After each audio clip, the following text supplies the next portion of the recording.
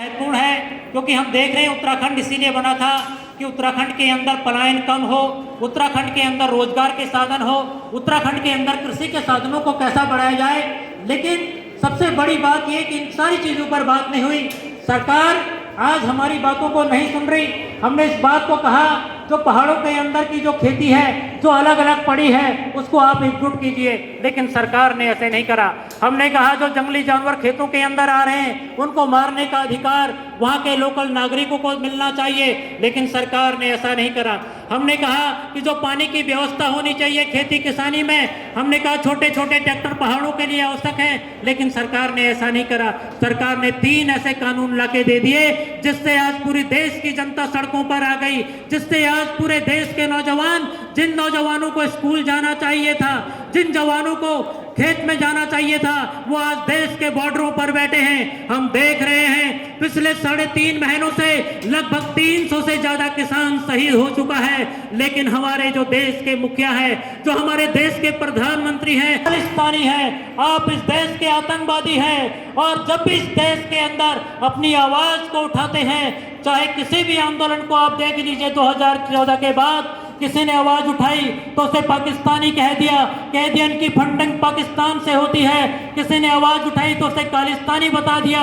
छात्रों ने आवाज उठाई तो उनके कह दिया ये नक्सली है, ये टुकड़े टुकड़े गैंग है। और जब हम लोग यहाँ पर आवाज उठाते हैं, अपनी बात को करते हैं, जंगली जानवरों से अपने आप को बचाने की बात करते हैं, तो ये कहते हैं ये नक्सली आ गए हैं, ये जो है लाल कैरी रोड इसको बनाना चाहते हैं। तो ये सरकार के हथकंडे अब ज्यादा चलने वाले नहीं हैं। इस रामनगर के अंदर हमारा मेन मकसद यही था कि इस रामनगर के अंदर जो किसान बिखरा है, जो किसान एकजुट नहीं है, उसको एकजुट होना चाहिए। जो पहाड़ के छोटे छोटे किसान हैं, जो पहाड़ के जो छोटे छोटे मजदूर हैं, उनको एकजुट करने के लिए हम लोगों का मेन मकसद था कि रामनगर के अंदर एक पंचायत होनी चाहिए। हम बार बार सत्ता को, बार बार सरकार से ये कहना चाहते हैं कि ये जो 2 बॉर्डरों पर बैठे हैं वो बॉर्डरों पर बढ़ते रहेंगे। आप किसान इस बात को कह रहे हैं अगर बिल वापस आपको गद्दी से नीचे नहीं उतार देता तब तक उनको चाहिए, जहां इस देश के नौजवान, इस देश के किसान, इस मजदूर सब एकजुट होने चाहिए। और मैं आप सभी से अपील करना चाहता हूं, हमको एकजुट होकर इस आंदोलन को लड़ना है। इस आंदोलन को एकजुट होने के लिए हमें इस लड़ाई को आगे बढ़ाना है। लगातार नेतृत्व दे रहे हैं, समर्थन दे रहे हैं। मैं आपसे निवेदन करना चाहता हूँ कि आप आएँ और मंच पर अपना स्थान ग्रहण करें। आज हमारे बीच इस मंच में उपस्थित जितने भी किसान अलग अलग क्षेत्रों से यहाँ पहुँचे हैं और जितने भी अलग अलग गाँव से, वनों से, वन गुजर लोग और पहाड़ी समुदाय के लोग, जितने भी किसान पहुँचे हैं, सबका मैं हार्दिक अभिनंदन तहे दिल से स्वागत करता हूँ। और हमारी माता बहनों का भी हार्दिक अभिनंदन तहे दिल से स्वागत करता हूँ।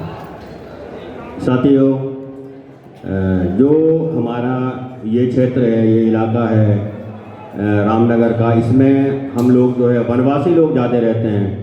वन गुजर लोग, गोड़ खत्ता, टोंगिया गांव, वनग्राम के लोग, और हम लोगों का जो हमारी जो परंपरा है वो वन गुजरों की तो भैंस पालने से दूध उत्पाद करते हैं। और हम लोगों के साथ जो दमन होता है, जो हिंसा होती है, वो हमेशा होती रह रही है। और फर्जी मुकदमे जो लग रहे हैं, जो हम लोगों का जो राइट बनता था, हम लोग जो है जंगल से, जो यहाँ के गांव से, जंगल से जुड़े हुए लोग हैं, बावड़ लाते थे, बांस लाते थे, और जो है पानी लाते थे, और जो फल और फूल लाते थे, जो उनकी आजीविका चलती थी, और कई चीज़ जड़ी बूटियाँ लाते थे, उनको सब चीज़ों से जो है रोक दिया गया है।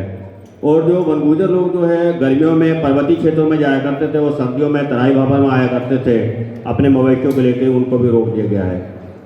साथियों, इतने वन गुजर लोगों के साथ और जो वनवासी लोग जितने भी हैं, टोंगिया गांव, गोड़ खत्ता या वनग्राम के लोग इस आंदोलन को आगे मूवमेंट दे रहे हैं, उनका बहुत बहुत धन्यवाद। उपरांत इस सभा में उपस्थित भाइयों, बहनों, बुजुर्गों और मेरे नौजवान साथियों, जैसा कि हम सबको विदित है, हम सबको ज्ञात है कि पिछले कुछ समय से, कई महीनों से किसान आंदोलन चल रहा है। किसान आंदोलन क्यों चल रहा है? किसान आंदोलन क्यों कर रहे हैं। दोस्तों, ये जो देश है, इस देश का जो गुलदस्ता तैयार हुआ है, हमारे बीच में हमारे लीडर साहिबान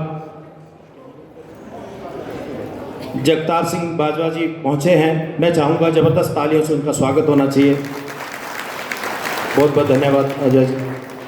तो साथियों, ये जो देश का गुलदस्ता तैयार हुआ है, ये जो हमने देश तैयार किया है, जो हमने देश आज़ाद कराया था, जो देश कभी सोने की चिड़िया हुआ करता था, परंतु आज उस देश का क्या हाल है।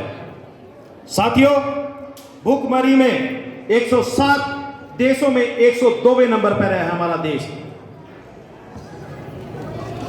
यहां पर 45% बच्चे, इस देश को आजाद रखने में हमारे बच्चे, हमारे भाई, हमारे नौजवान भाई वो सरहदों पर बैठे हुए हैं, बॉर्डर पर बैठे हुए हैं, उनका योगदान है। आप देख सकते हैं, ये जो पूंजीपति है, इनका एक भी बच्चा आपको फौज में नहीं मिलेगा, बॉर्डर पर नहीं मिलेगा। इस देश का हाल क्या कर दिया इन लोगों ने। एक परिवार है जिसकी 1 घंटे की आमदनी, 1 घंटे की आय 90 करोड़ रुपए है, सिर्फ एक परिवार की। और आम व्यक्ति की, दूसरी तरफ आम व्यक्ति की आय 9 रुपए प्रति घंटा नहीं बैठती। साथियों, 9 रुपए प्रति घंटा नहीं बैठती। इस देश में 20 सालों में 3.5 से 4 लाख किसानों ने आत्महत्या की है। 3.5 से 4 लाख किसानों ने आत्महत्या की है। किसान जो है वो कर्ज के नीचे दबा हुआ है। दोस्तों, 7.5 से 7.5 लाख के करीब लगभग किसानों पर जो है एग्रीकल्चर लोन है। हर 32 मिनट में एक किसान। किसान संघर्ष समिति के सभी नेतागण और साथीगण को अभिनंदन करते हुए, सबसे पहले मैं इन 4 महीने की आंदोलन में, किसान आंदोलन, ऐतिहासिक किसान आंदोलन में करीब 300 साथी शहीद हुए और खासकर साथी नवनीत सिंह जी जो 26 जनवरी को शहीद हुए, हम उन सबको अपनी यूनियन की तरफ से और तमाम आंदोलन की तरफ से अपने श्रद्धांजलि पेश करते हैं और इस उम्मीद के साथ कि उनकी कुर्बानी विफल न जाएंगे। देश के अंदर आंदोलन और बढ़ेंगे। सरकार चाहे कितने भी जुल्म करे, कितने भी जालिम बने, लेकिन जनता उसका मुकाबला करेंगे। इन श्रद्धांजलियों को हम लोग एक सफलता में बदलेंगे। साथियों, कल आज 22 मार्च है, कल 23 मार्च है, कल शहीद दिवस है।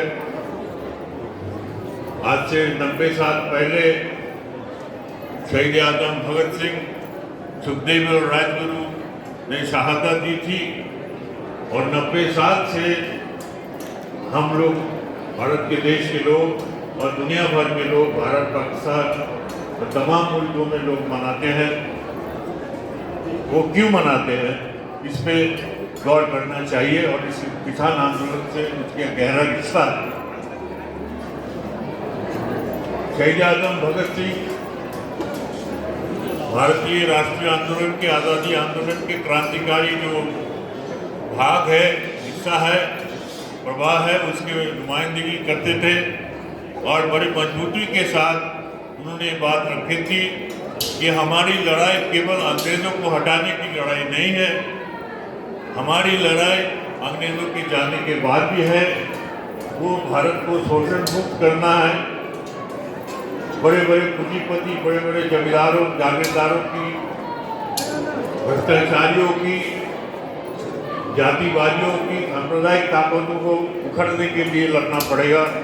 ये संवाद, ये संदेश वो देके गए थे। सन 1931 में उनकी शहादत के कुछ ही दिनों पहले उन्होंने गांधी जी को उनके साथियों ने चिट्ठी लिखा आज भी मौजूद है। और उन्होंने कहा था 15-20 साल, चाहे टेलीफोन हो, चाहे इस्पात हो, चाहे बिजली हो, ये सारे के सारे कंपनियों को दिए जा रहे हैं और सरकार इसके ऊपर कानून बना रही है। ये शहीद आजम ने जो कहा था वो आज सच दिख रहा है। इसीलिए साथियों, ये आंदोलन बहुत लंबी आंदोलन है। किसानों आंदोलन ने ये, मैं संक्षेप में ये कहना चाहूँगा कि उन्होंने ये ऐलान किया है कि आंदोलन चलेगी। यानी बहुत बुनियादी बात है कि देश के अंदर राजनीतिक पार्टी कोई भी सत्ता में आए वो कंपनियों के दलाली करेंगे, क्योंकि उनकी पैसे से उनकी पार्टी चलती है। सही प्रतिरोध अन्याय के खिलाफ वो जनता, किसान, मजदूर जनता करते हैं। इसीलिए आंदोलन के जो नारा है मजदूर किसान एकता जिंदाबाद, वो बहुत महत्वपूर्ण है साथियों। यही मजदूर किसान देश को एक नए दौर पे ले जा सकते हैं। हमें जो गुलामी की बंदिश में हम लोग 250 साल रहे, उससे हमको आज़ाद कर सकते हैं। ये प्रतिरोध जो अभी चल रहा है, ये सही मायने में एक जनवादी प्रतिपक्ष रूप से होंगे। एक नए किस्म की राजनीति, नए किस्म की समाज बनाने की आंदोलन होगी। और इसको कामगार करने के लिए किसान के साथ मजदूर और तमाम, मैं वनाधिकार आंदोलन से आता हूँ। वनाधिकार का आंदोलन भी बुनियादी रूप से भूमि अधिकार के आंदोलन है। भारत के वनों में, वनों सरकार के पास देश के 24% भूभाग भारत के सरकार के पास, वन विभाग के पास है, जिसका अनुमान भी कोई लगा नहीं सकता। 7.5 करोड़ हेक्टेयर की जमीन पे भारत सरकार की सत्ता बैठी हुई है। आज़ादी के संविधान बनने के बाद वो सारे संपदा लोगों के हाथ में जानी थी, नहीं गए। वो अभी भी कब्जा करके बैठे और कंपनियों को दे रहे, ठेकेदारों को दे रहे, बड़े बड़े माफियाओं के पास है। उसकी लड़ाई चल रही है। हमारे वन गुजर साथी अभी अपनी दर्द उठा रहे थे। एक कानून भी बन चुके हैं 2006 में समुदाय के अधिकार के ऊपर, वो लागू नहीं हो रहे। और एक निवेदन मेरा, जितने भी लोग बाहर, मुनीश जी, सबसे पहले मैं आपको बधाई देना चाहता हूं कि आपने उत्तराखंड के अंदर किसान आंदोलन और इन कानूनों के खिलाफ आवाज़ को लगातार बुलंद किया हुआ है। इस बात के लिए आप और आपके संगठन, उनके नेता, सब हिंदुस्तान भर के लोगों के बधाई के पात्र हैं। साथियों, इन कानूनों के बारे में बहुत सारे भ्रम फैलाए जा रहे हैं और सबसे ज़्यादा भ्रम ये सरकार फैला रही है, केंद्र सरकार। इसलिए मैं सबसे ज़्यादा जोर उन बातों पे दूंगा जो बातें गलत ढंग से आपके बीच में इन कानूनों के बारे में पेश की जा रही हैं। इन कानूनों के बारे में केंद्र सरकार ने कहा कि हमने इन कानूनों को सस्पेंड करने की पेशकश की है और किसान नेता जिद पर अड़े हुए हैं। हम आपके माध्यम से हिंदुस्तान की जनता को बताना चाहते हैं और सरकार को भी जवाब देना चाहते हैं कि हमारी मांग बहुत साफ साफ थी और है कि ये कानून वापस लिए जाएं, क्योंकि इनसे किसानों की जमीन, जीविका, बाजार सब बर्बाद हो जाएंगे। आने वाले 15-20 साल में यहाँ पर किसान और खेती नहीं बचेगी। यहाँ पर केवल कंपनियां बचेंगी और कंपनियों का पक्ष लेने वाले और उनकी दलाली करने वाले लोग बचेंगे। इसलिए हमारी मांग कतई इनको सस्पेंड करने की नहीं थी। सस्पेंड करने का प्रस्ताव कारपोरेट घरानों का है, जिसको सरकार हमारे बीच में पेश कर रही है। हम इन कानूनों के खिलाफ अपने अंतिम दम तक लड़ेंगे। इन कानूनों का जो ठेका खेती कानून है, उसके बारे में कहा सरकार ने, उसकी धारा 15 में लिखा हुआ है कि किसान की जमीन ठेका करने वाली कंपनी नहीं खरीदेगी। ये सही बात है, लेकिन ठेका देने वाली कंपनी किसान से ठेके पे खेती कराएगी, खेती का रूप बदलेगी, वो मनमाने ढंग से अपने बीज बेचेगी, अपने फसल उगवाएगी, महंगी खाद बेचेगी, जिसका पेमेंट किसान करेगा। और पेमेंट करने के लिए उसी कानून में लिखा हुआ है धारा 9 के अंदर कि किसान को अपनी जमीन गिरवी रखनी पड़ेगी। वित्तीय संस्थाओं, बैंक, ऋणदाता संस्थाओं के पास गिरवी रखनी पड़ेगी। जो गिरवी रखी हुई जमीन है, उसका जब पेमेंट नहीं होगा, वापसी नहीं होगी, तो जमीन जाएगी। वो कंपनी नहीं खरीदे। स्वागत है तेजेंद्र विर्क जी का। हमारे साथी हैं अखिल भारतीय किसान संघर्ष समन्वय समिति में, और पिछले 2017 से जब से हमने ये संगठन बनाया तब से हम लोग जो हैं बहुत सारे सवालों को उठाते रहे हैं। बहुत बहुत स्वागत है। उस कानून में लिखा है कि अगर आप कंपनी से उधार लेंगे तो आपके उधार की वसूली, अगर आप वापस नहीं करेंगे तो उधार की वसूली भू राजस्व के बकाये के रूप में होगी। ये धारा 14(7) में लिखा हुआ है। तो ये कहना झूठी बात है कि किसान की जमीन नहीं जाएगी। हिंदुस्तान के किसान को बुद्धू बनाने का काम सरकार ना करे तो अच्छा है। मंडी कानून में लिखा है कि मंडियां जो है, निजी मंडियां अपना रेट खुद तय करेंगी। जिस रेट पर वो फसल खरीदेंगी वो रेट ऑनलाइन व्यापार से तय किया जाएगा।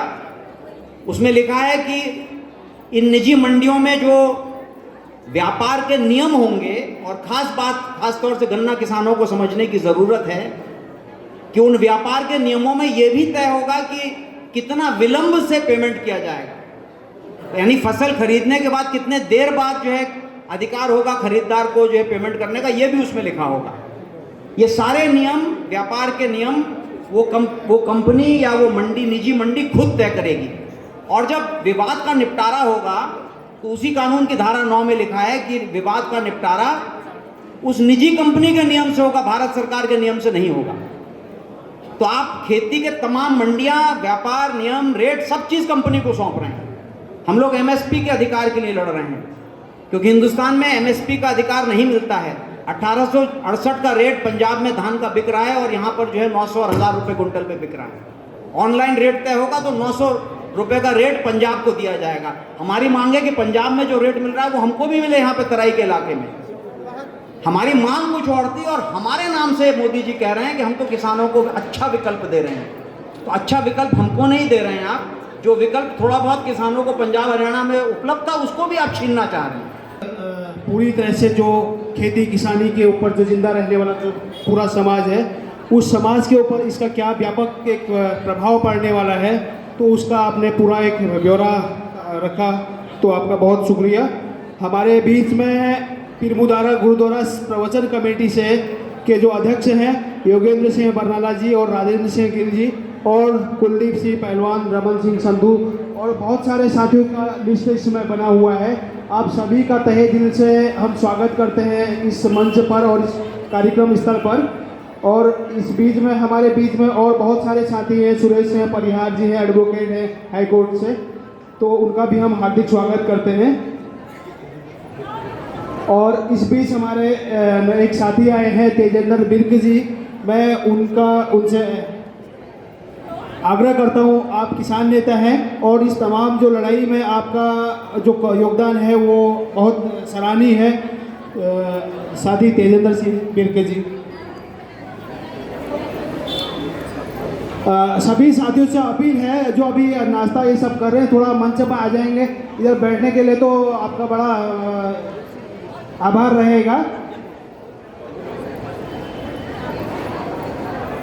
आज इस देवभूमि पर रामनगर में हो रही इस किसान महापंचायत में हमारे मंच पर सभी सम्मानित हमारे संयुक्त मोर्चे के तमाम किसान संगठनों के सभी सम्मानित किसान नेतागण और इस प्रांगण में उपस्थित सभी हमारी इस प्रदेश की मातृशक्ति बहनें, माताएं और बुजुर्ग नौजवान साथियों, हमारा अनुरोध है, ये साथी जो ऊपर बैठे हैं और ये सीढ़ी पर बैठे हैं, अगर आप लोग इसमें अंदर आके बैठ जाओगे तो पत्रकार फोटो बढ़िया खींच जाएगी। अगर सब लोग आगे बैठ जाओगे तो ये अखबार के अंदर यही जाएगा संदेश, जिसे लाखों लोग देखेंगे भी और उससे संदेश भी जाएगा। अगर ऊपर वाले भी नीचे आके थोड़ा बैठ जाओगे तो एक अखबार में फोटो जाएगी, उसे लोग कहेंगे बहुत भीड़ थी। नहीं तो खाली दिखा देंगे तो हमारे बोलने का असर कम होगा। मैं 15 मिनट बोल दूंगा तो बातें आपने सुनी होंगी, लेकिन अगर इसे भर दोगे गैलरी में बैठ जाओ, आगे आ जाओ, आगे आ जाओ, के बाद पलायन करके प्लेन में जाना पड़े मैदानी क्षेत्रों में, क्योंकि वहाँ पर जो किसान है, जो नाली में खेती करता है, जो टमाटर की और फसलें बागवानी की खेती करता है, आज सरकार की गलत नीतियों की वजह से वो सारे खेती बागवानी और जो खेती है सब्जी से जुड़ी आज खत्म हो गई। जब प्रदेश बन रहा था तो हमने कहा था कि जिस तरह हिमाचल प्रदेश बनने से पहले वहां के एक भारत सरकार के साथ अनुबंध हुआ कि आज रेलवे स्टेशनों के ऊपर पूरे इंडिया के अंदर सेब जो है हिमाचल का चलेगा, हिमाचल के सेब से वहां का जूस बिकता है। लेकिन हमारे यहाँ बहुत खेती है, लीची की है, सेब की है, संतरा है, माल्टा है, लेकिन हमारे प्रदेश के अंदर सरकार आज 20 से 21 साल हो गए, 21 साल में 12 मुख्यमंत्री बदल गए, लेकिन प्रदेश की जनता का भला नहीं हुआ। प्रदेश की जनता और बेरोजगार हो गई। आज उत्तराखंड के बेरोजगार नौजवानों को दूसरे प्रदेशों के अंदर जाना पड़ रहा है। तो आज इस प्रदेश की सरकार की नीतियों की वजह से जो उत्तराखंड के पर्वतीय जिले हैं, उन जनपदों के अंदर आज गांव के गांव खाली हो गए। क्यों सरकार ने पिछले 20 साल के अंदर वहां की खेती, वहां का पर्यटन, वहां की बाग के लिए प्रबंध क्यों नहीं किए? अगर सरकार ने यहाँ की उत्तराखंड की पर्वतीय क्षेत्रों के लिए व्यवस्था की होती तो आज पर्वतीय गांव हमारे खाली नहीं होते। ये आंकड़ा, सरकारी आंकड़ा बताता है कि कई 100 गांव खाली हो गए, जिन गांव के अंदर एक व्यक्ति भी नहीं रहा। ये सरकार खाली दावा, मुख्यमंत्री जहाज में बैठकर क्या देखते हैं? ये शर्म की बात है मात्र शक्ति के लिए, इस प्रदेश के लिए, कि एक देश का मुख्यमंत्री ऐसा बयान देता है जिसकी पूरे देश के अंदर निंदा हुई, और आखिर प्रदेश के मुख्यमंत्री को शर्मसार होकर माफी मांगनी पड़ी इस प्रदेश की मातृ शक्ति के लिए, जिस मातृ शक्ति की वजह से आज उत्तराखंड अस्तित्व में आया है। आज उत्तराखंड के अंदर हम कहना चाहते हैं कि यह सरकार, केंद्र की सरकार ने और प्रदेश की सरकार ने ये जो कानून बनाए हैं, अभी मित्तल जी लंबे विस्तार से वार्ता कर रहे थे, लेकिन हमारा सीधा सा कहना इतना है, ये मत सोचना ये कानून किसान के बर्बाद करेंगे। किसान के साथ साथ उस हर व्यक्ति को बर्बाद करेंगे जो फल सब्जी अन्न ग्रहण करता है। हमारा अनाज सस्ते में खरीदेंगे।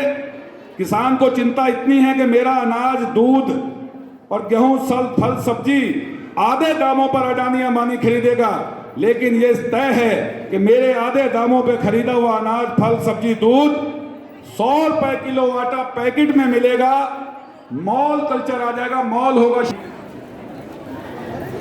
साथियों, बहुत बहुत धन्यवाद कि इस किसान महापंचायत में रामनगर में संयुक्त किसान मोर्चा के साथी, ट्रेड यूनियन, मजदूर संगठन से जुड़े भी साथी आज आए हैं। साथियों, समय बहुत कम है, इसलिए मैं बहुत ज़्यादा समय नहीं लेते हुए कुछ मोटी मोटी बातें आपके सामने रखना चाहता हूँ। लगातार किसान आंदोलन में किसान मजदूर एकता की बात हो रही है। आपको पता है कि जिस दिन 3 कृषि कानून पास हुए, उसके ठीक अगले ही दिन लोकसभा और राज्यसभा में 4 बहुत ही खतरनाक लेबर कोड, जो पहले 44 श्रम कानून थे, उनको 4 लेबर कोड में बंद करके, उसी दिन जब कृषि कानून के विरोध पास करने के विरोध में पूरा विपक्ष का बायकॉट था, उसी दिन संसद से वो 4 कानून भी पास हुए। 3 कानून, 1 कानून पहले ही पास हो चुका है। आप देखिए, जो आज के मजदूर हैं, जो आज के औद्योगिक ठेका अनौपचारिक मजदूर हैं, वो कौन हैं? वो कल के उजड़े हुए किसान हैं। जो आज किसानों की जो लड़ाई हो रही है, वो किस बात की लड़ाई हो रही है कि उनको उजाड़ के भी मजदूरों की श्रेणी में डाला जा रहा है। तब जबकि सारे तरह के जो मजदूरों के अधिकार हैं, जो लंबी लड़ाई से पाए गए अधिकार हैं, वो एक एक करके ताक पे रखे जा रहे हैं और किसानों को मजदूरों की तरफ ढकेला जा रहा है, जहाँ पे कोई सुरक्षा नहीं है, जहाँ पे कोई कानून का राज नहीं है। फैक्ट्री में, इंडस्ट्रियल रिलेशन एक्ट में आप देखिए कि इंडस्ट्रियल ऑक्यूपेशनल सेफ्टी एक्ट है, जो सोशल सिक्योरिटी एक्ट है, उस सब के जो 4 धड़े हैं उसके कानूनों के आप सिरे से जाएंगे तो आप देखिए कि लगातार एक कैसे एक बहुत ही खतरनाक साजिश हो रही है जो किसानों और मजदूरों पर एक साथ पड़ रही है। परसों हमारे देश के जो सबसे शहीद आजम जिनको हम बोलते हैं भगत सिंह की जयंती है, और आप देखेंगे कि भगत सिंह भी यही सीधे बात बोलते थे कि मजदूर किसान ही इस देश की असली लड़ाई के हकदार हैं। आपको पता होगा कि उन्होंने जब असेंबली में बम फेंका था सांकेतिक रूप से, तो उस दिन 2 बहुत महत्वपूर्ण बिल पेश होने वाले थे। वो 2 बिल पेश होने वाले जो थे उनका नाम था इंडस्ट्रियल डिस्प्यूट एक्ट और पब्लिक सेफ्टी एक्ट। आप देखिए फिर से 80-90 साल बाद वही मंजर है जो ब्रिटिश कानून इंडस्ट्रियल डिस्प्यूट एक्ट और पब्लिक सेफ्टी एक्ट के नाम पे जो दमनकारी कानून ला रही थी, जो 1907 में पगड़ी समाज जट्टा का आंदोलन था जो भगत सिंह के चाचा अजीत सिंह के नेतृत्व में लड़ा गया था, जिसमें लैंड एलिनेशन एक्ट के खिलाफ लड़ाई लड़ रही थी। आप देखिए आज इतिहास ने उसी तरह एक मोड़ ली है जहाँ पे किसान और मजदूर एक साथ लड़ाई लड़ने के लिए, जो कॉरपोरेट के खिलाफ लड़ाई है, जो पूंजीवाद के खिलाफ लड़ाई है, उसके खिलाफ एक मंच तैयार हो रहा है कि इन जन विरोधी कानूनों को रद्द करो। ये जन विरोधी कानून हमारे भविष्य को बर्बाद करने वाले हैं। मैं आप सब लोगों के सम्मुख भी, आप लोगों ने काफ़ी बातें रखी पर्वतीय क्षेत्र की, और उससे एक बात का तो पता चल रहा है कि आप लोगों ने सिर्फ मैदान की या तराई की बात नहीं करी है, जिसके लिए मैं आप लोगों को धन्यवाद भी देना चाहता हूँ। लेकिन कुछ और आंकड़े मैं आपके आगे रखना चाह रहा हूँ, जिसमें से एक प्रमुख आंकड़ा ये है कि उत्तराखंड के जो 13 जिले हैं उनमें से जो 11 पर्वतीय जिले हैं, उन जिलों के भीतर खेती की जो ज़मीन है वो मात्र 6% है। और उत्तराखंड का एक जिला उत्तरकाशी है जिस जिले में खेती की ज़मीन केवल 3.5% है।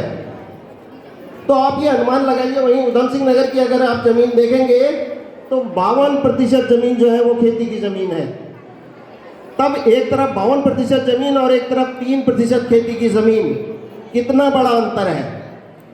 और ये अंतर, यहाँ के लोग इस अंतर को इसलिए पाट पाए, इस अंतर के बावजूद भी इसलिए अभी तक जिंदा रह सके क्योंकि उनके पास सिर्फ ज़मीन के हक नहीं थे बल्कि जंगल के भी हक थे, और ज़मीन और जंगल को मिला करके वो अपना जीवन यापन कर रहे थे। लेकिन यहाँ पर हमारी जितनी बहनें बैठी हैं, हमारे जितने भाई उधर बैठे हुए हैं, आप इन सबको गौर से देखिए। ये सब लोग अपना जो जीवन यापन है वो जंगलों से जुड़ करके कर रहे हैं, जंगलों की ज़मीन से जुड़ करके कर रहे हैं। लेकिन आज़ादी के इतने साल बाद भी ये लोग महरूम हैं अपने ज़मीन के उस हक से। हर वक्त ये खौफ लोगों के दिल में रहता है कि कभी भी उनको आकर के उनकी ज़मीनों से हटाया जा सकता है। अब आप देखिए कि एक तरफ सरकार जो कानून बना रही है जो जनता के विरोध में है, उसको लागू करने के लिए तो इतनी तत्पर है, लेकिन दूसरी तरफ लोगों के समर्थन में जो कानून बना था और जिसका जिक्र आप लोगों ने किया भी था, वनाधिकार कानून, उस कानून को लागू करने के लिए सरकार तैयार नहीं है। जबकि उत्तराखंड के पर्वतीय क्षेत्र में इस कानून की सबसे ज़्यादा आवश्यकता है। इसके साथ ही फिर एक और संकट उत्तराखंड के भीतर आ रहा है कि सुप्रीम कोर्ट ने ये कहा है कि उत्तराखंड के, आप लोग जानते हैं कि उत्तराखंड, जब आपने पलायन का जिक्र किया, आपने खाली होते हुए गाँवों का जिक्र किया, तो मैं वो आंकड़ा दुरुस्त करना चाहता हूँ कि पलाना एक की जो रिपोर्ट आई है उसने लगभग 1600 गाँवों को अभी पहाड़ के घोषित किया है कि वो पूरी तरीके से खाली हो चुके हैं, और लगभग 2100 गाँव ऐसे हैं जो लगभग आधे खाली हो गए हैं। इन गाँवों के लोग हैं कहाँ और इन गाँवों की ज़मीन का क्या हो रहा है? इन गाँवों के सारे लोग मजबूर हो गए हैं क्योंकि पहाड़ में खेती करना, पहाड़ में जीवन यापन करना संभव नहीं हो पा रहा है। तो वो लोग मैदान में जा कर के किसी तरीके से अपना जीवन यापन कर रहे हैं। और दूसरी तरफ सरकार क्या षड्यंत्र कर रही है कि उनकी जो छूटी हुई ज़मीनें हैं गांव में, उन ज़मीनों के ऊपर झाड़ियां हो गई हैं या पेड़ हो गए हैं, और सरकार ये षड्यंत्र कर रही है कि उनकी इस बची हुई ज़मीन को भी वन विभाग को सौंप दिया जाए डीम्ड फॉरेस्ट के नाम से।